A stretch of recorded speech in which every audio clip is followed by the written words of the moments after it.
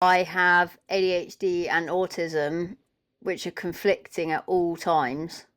And so I need structure, but I like excitement and change. And I need to go slowly, but I also don't like sitting still. And so with my work, that comes across in the way my brain works and the way I paint and work. Um, for example, I'll paint something and then I'll leave it for weeks.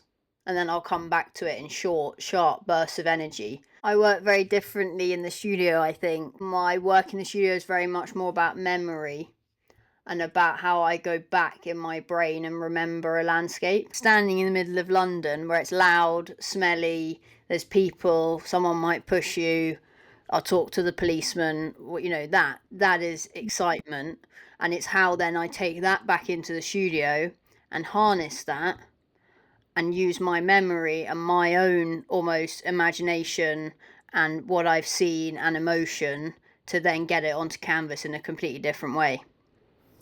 The Impressionists were known for kind of the shift in movement of painting from being realistic painters to using limited colour palettes, their emotions, their feelings to portray what was in front of them.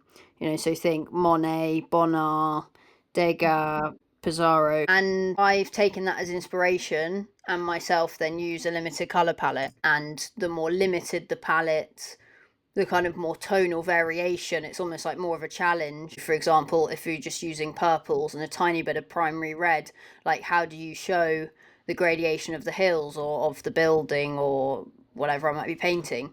Whereas then back in the studio, it's more of a culmination of different tests of different smaller pieces. And so there's been more thought, I guess, to it because I have the time. Whereas on plein air, I do my sketches, decide my composition, and then I will pick my colours within a minute.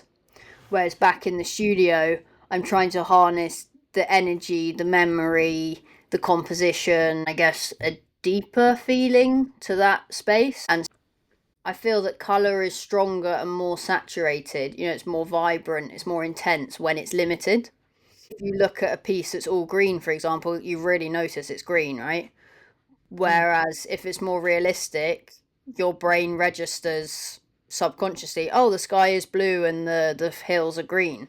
And so you don't really notice that colour difference.